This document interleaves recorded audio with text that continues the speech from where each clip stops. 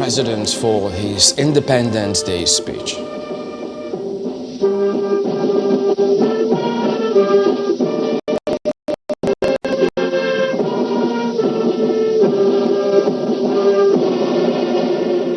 Fellow Nigerians,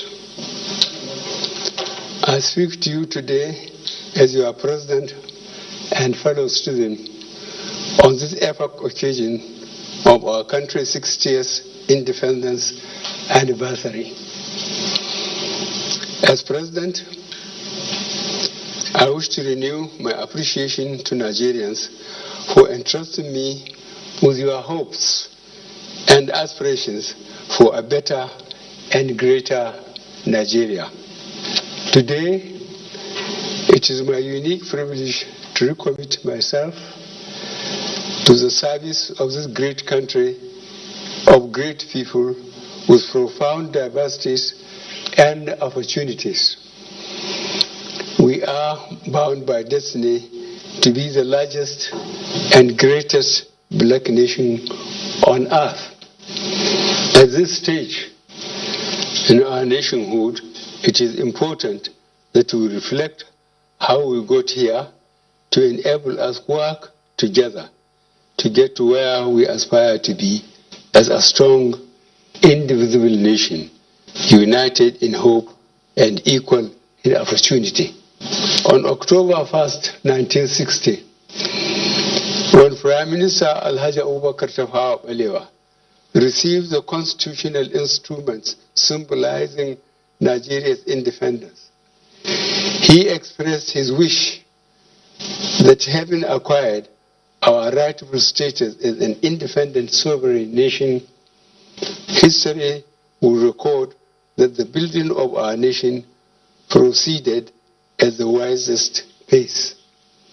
This optimism was anchored on the peaceful planning, full and open consultation, and harmonious cooperation with the different groups, which culminated in Nigeria emerging as a country without bitterness and bloodshed.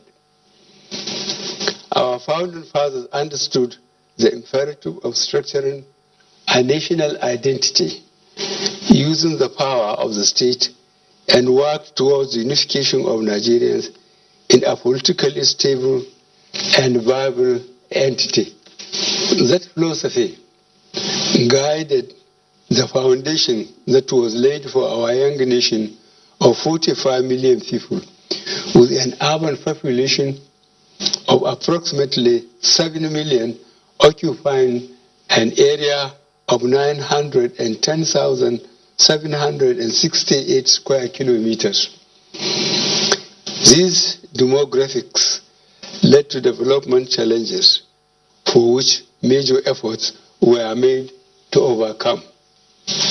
Today, we grapple with multiple challenges with a population exceeding 200 million, occupying the same landmass, but 52% residing in urban areas. 60 years of nationhood provide an opportunity to ask ourselves questions on the extent to which we have sustained the aspirations of our founding fathers. Where did we do the right things? Are we on course? If not, where did we stray, and how can we remedy and retrace our steps? Upon attaining independence, Nigeria's growth trajectory was anchored on policies and programs that positively impacted on all sectors of the economy. However, this journey was cut short by the 30 months of civil war. We came out of the civil war with a focus on reconstruction, rehabilitation, and reconciliation that enabled the country to put in place world-class development structures and a strengthened public service that well served the government. This positive trajectory continued with a return to democratic government, which was truncated by another round of military rule.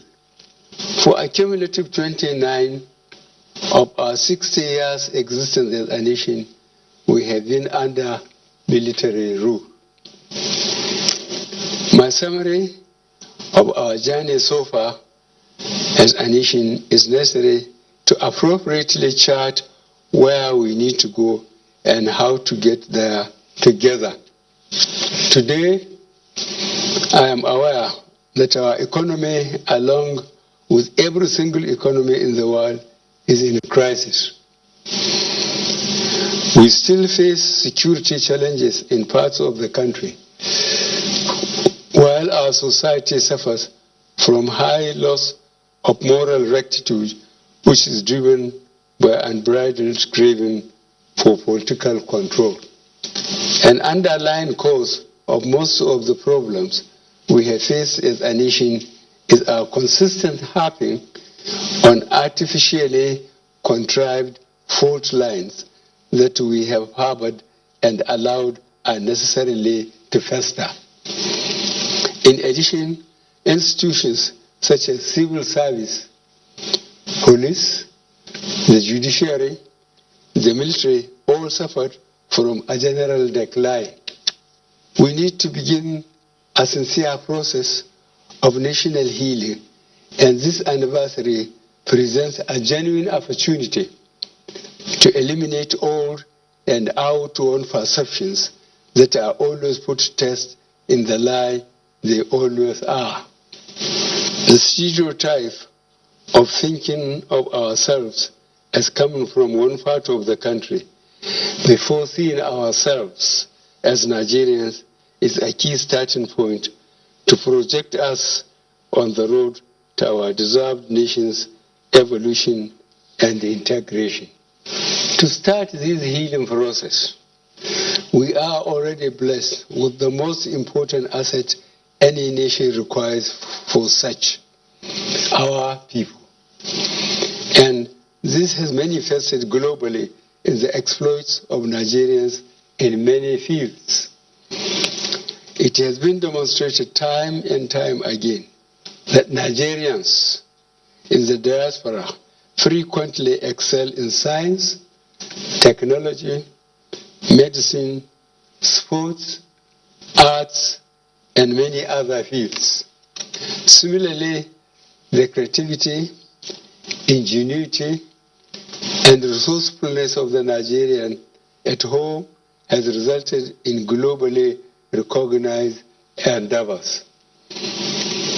I am convinced that if we pursue our aspirations together, we would be able to achieve whatever we desire. That informed our adopting the theme together to mark this epochal event. Together, we can change our condition for the better, and more importantly, together we can do much more for ourselves and for our country.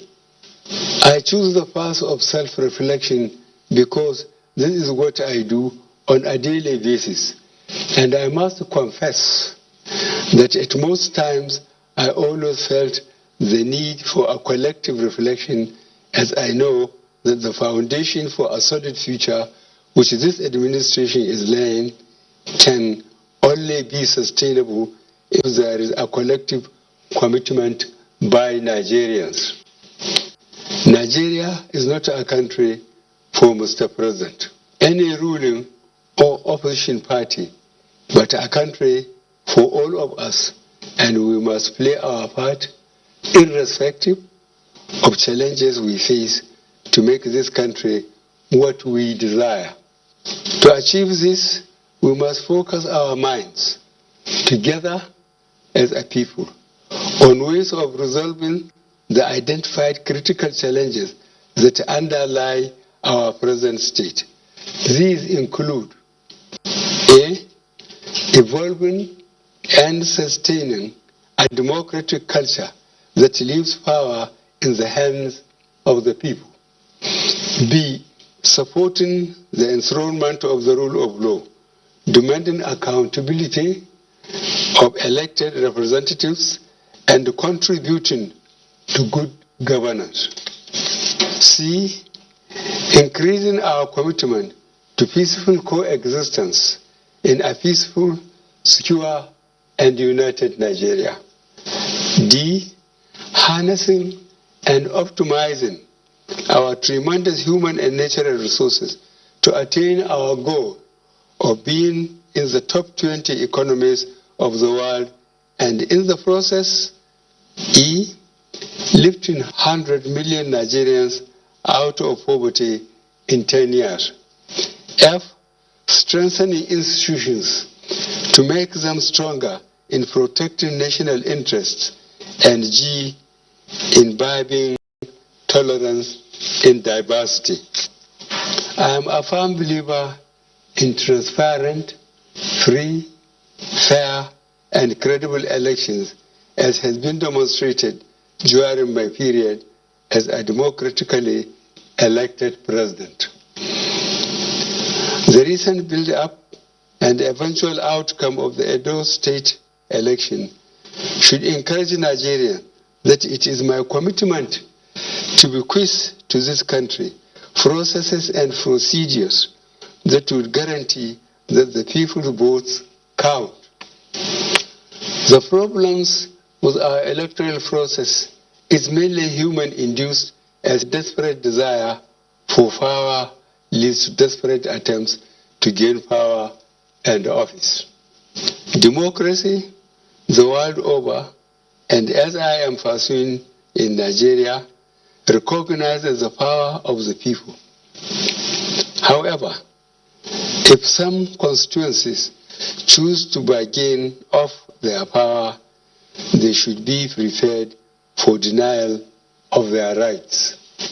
This goal is made more urgent if we realize that even after a transparent, free, fair, and credible election, desperation leads to compromising the judiciary to overturn legitimate decisions of the people. It is necessary to, therefore, support the enthronement of the rule of law by avoiding actions which compromise the judiciary. Fellow Nigerians, our history has shown that we are a people that have the capacity to live peacefully with one another. As a government, we remain committed to our constitutional oath of securing the lives and properties of the citizenry. I, however, call on the citizenry to also support government by providing the necessary community-level intelligence in addressing these challenges. In moving forward together, it is important to strengthen our economy, to provide sustainable means of livelihood for as many Nigerians as possible, so as to eradicate absolute poverty from our midst.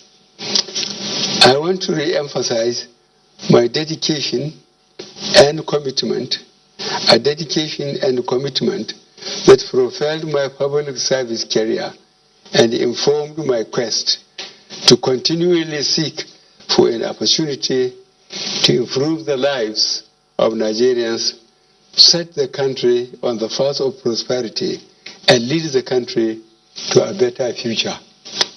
This administration has been focused on rebuilding and laying the foundations for a sustainable Nigeria. Of course, we have met and are still meeting the challenges inherent in any rebuilding initiative. More so, that of a nation like Nigeria that has undergone avoidable levels of deprivation, but can be surmounted if we all work together. I wish to reiterate that our people and our spirit of excellence remains our most important asset. In this wise, the need to return to our age-old ethical and high moral values would be necessary, and this informed by launching of the National Ethics and Integrity Policy on Monday, the 28th of September 2020. The policy will not implement itself, and the first contact of the visibility of its implementation is the public service, whose ongoing reforms would be expected to be sustainable and give a radical redirection in providing services to all Nigerians. Fellow Nigerians, in addition to public health challenges of working to contain the spread of coronavirus, we have suffered a significant drop in our foreign exchange earnings and internal revenues due to 40% drop in oil prices and steep drop in economic activities, leading to a 60% drop in government revenue. Our government is grappling with the dual challenge of saving lives and livelihoods in face of drastically reduced resources. In this regard, sustaining the level of petroleum prices is no longer possible. The government, since coming into office, has recognized the economic argument for adjusting the price of petroleum. But the social argument about the knock-on effect of any adjustment weighed heavily with the government.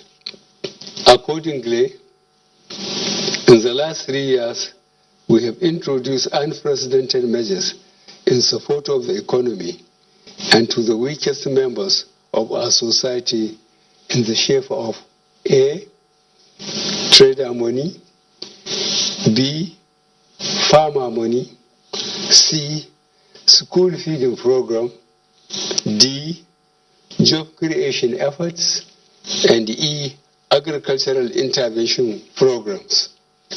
No government in the past did what we are doing with such scarce resources.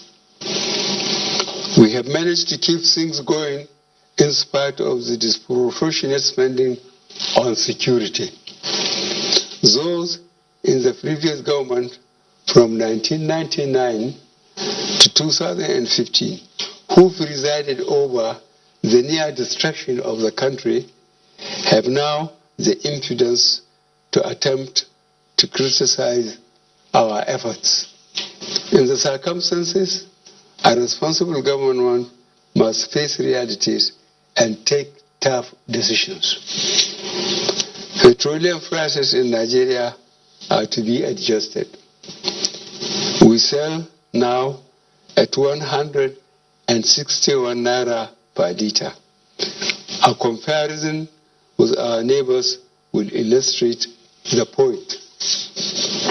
A. Chad, which is an oil-producing country, charges 362 naira per liter. B. Niger, also an oil-producing country, sells 1 liter at 346 naira. C. Ghana, another oil-producing country, petroleum pump price is 326 naira per liter.